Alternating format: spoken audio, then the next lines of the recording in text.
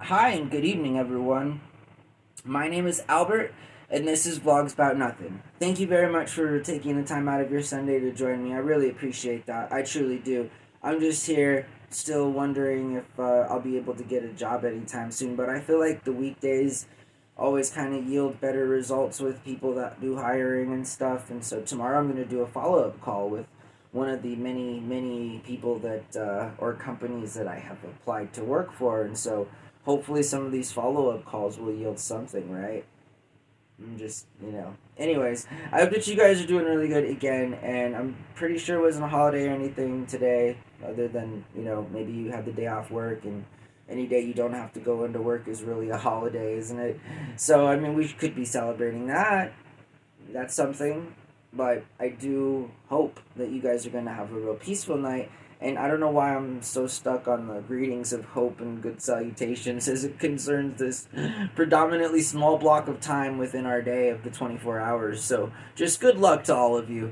Anyways, tonight let's talk about the suburbs versus the HOA. So, yep, we're running with it. Again, no scripts, just a couple words written down on my handy dandy notebook. Anyone get that joke? I'm not sure. Anyways, it is in fact my handy dandy notebook, and you know, I always thought that show was kind of cool. Honestly, it was a fun kid show. It taught you how to do stuff. I mean, it helped a lot of children learn how to send a letter. I mean, how many of you people out there don't know how to send a letter? Seriously, just it's not a lot of people that actually know how to send a letter. So, anyways, that's the answer you'll find. But I don't know. Tonight, I just want to talk about the suburbs versus the HOA. Link in the description below for some of the content that inspired me to have an improvisational talk as it concerns these particular subjects. Keep in mind that I do what I do, in that I work with what I have, and I cite what I know that I have used as inspiration or influence as it concerns, I'm not obviously. I could think about. Anyways, the algorithm on YouTube is pretty on point, honestly, and I want to make another video entirely about that. But the cool thing about it is that oftentimes, based on our viewing habits, it'll actually give us a pretty good perspective, pretty good idea of what to choose from as it concerns what we're watching. And so some of the things I watch, link in the description below. Not the HOA stuff. I haven't recently seen any HOA stuff, but it'll only just take me a couple of seconds to search that on YouTube and put it in the link in the description as well, because it is a part of what we're talking about ultimately. But first, I do want to talk about the suburbs. And it's interesting because I see a lot of Gen Z, I see a lot of Alpha making different videos about social commentary and their perspective being raised and brought up in being raised and or brought up in the suburbs and its impact that it's had on them. And it's interesting because I know of that vibe. I don't know of what it's like to be from a suburb per se. I am from a historically old part of Albuquerque in the North Valley, where there is a lot of middle class homes and neighborhoods with a little grocery store, a fuel market, and all of the things that are there. And wouldn't you know, my father is calling me. Now, I am completely candid on all of these videos, and I gotta tell you, I have not received a phone call from him in months. The last time I talked to my father when he called me was, it's been a tough year, but Dad, I'm making a video right now, and if you're calling to yell at me about any of the things I've said on any of these videos, I am sorry. I am just trying to live my life, and no, I've never said you guys are bad people. Never said that. In fact, it must be stressed. I love my parents. I just wish they were a bigger part of my life, and I think I'm entitled to say those things.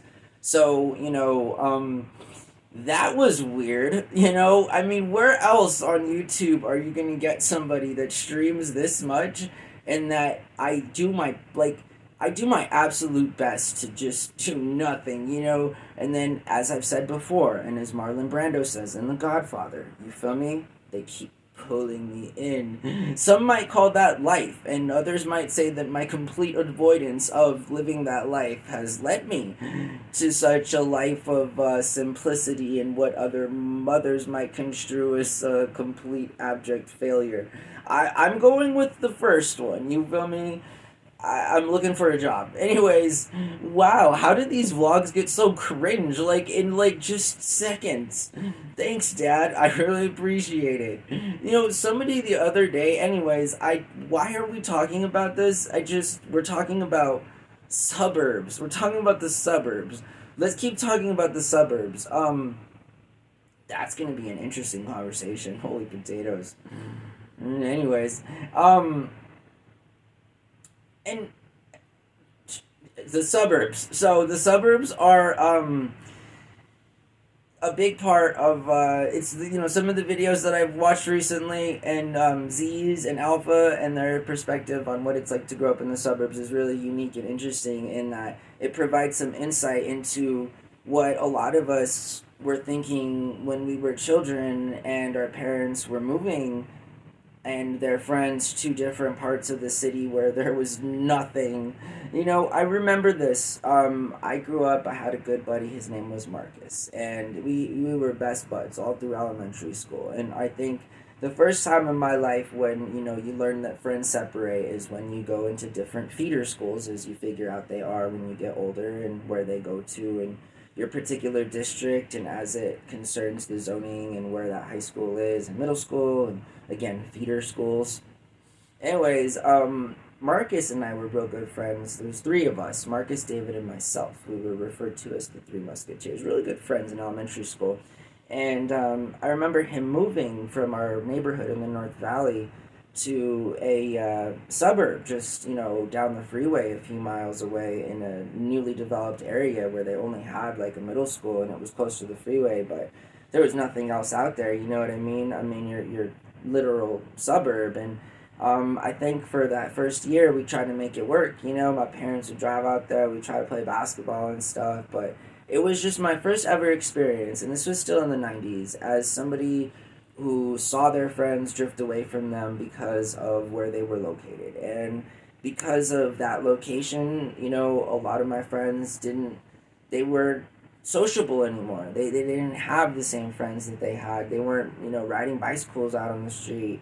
All the parents were interested in, you know, keeping the lawns all looking the same more than they were in real sort of communal building with children, in that this was still before the suburbs had organized and now do what they do, where I say they lack, by providing those certain kinds of things within the suburbs themselves. And you find that in the fancy suburbs, they do have entire parks dedicated for recreation with different organized sports and you know, community gardening and all of these things, and it's across sections of society. So I think those things are obviously cool in that they're self-sustaining, but a suburb that is in a suburb because of where it is and its lack of proximity to things. And moreover, it's important to understand that suburbs have they have a huge lack of access to walking destinations,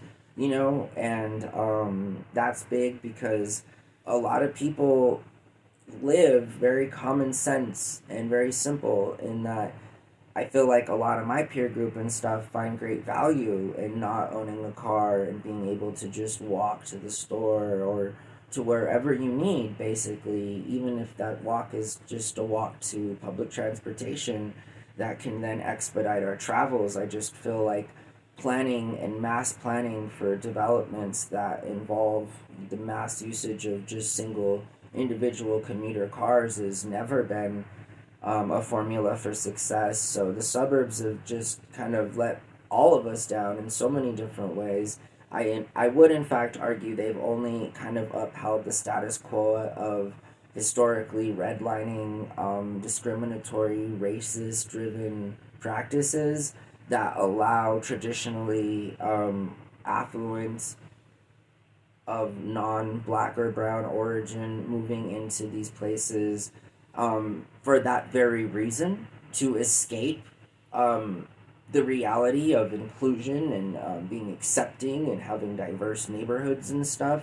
I mean, most of the Xers and Boomers, like, have contributed directly to the continuation of systemic and institutional racism on a level that is sickening, honestly, right? I mean, it's sickening that we still live in a world where we have to get HOAs together to vote on policies that reform the language within deeds that only convey ownership of that property through that deed to somebody that's white and not black or brown, and more importantly, successful and white, like not just any other white person. It's discrimination in all of its aspects to even its own race. So, I mean, it's kind of a big deal. And this video has been interesting. I'm going to end it now.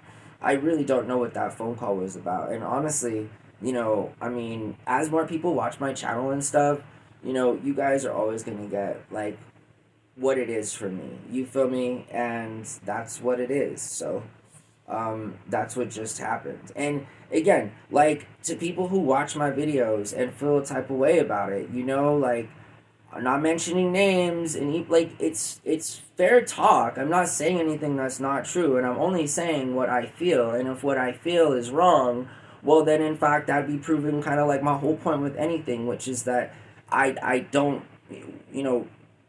anyways. This is not about my daddy issues. I hope that you guys have a really good night, and I'm gonna get some coffee. So, alright, bye.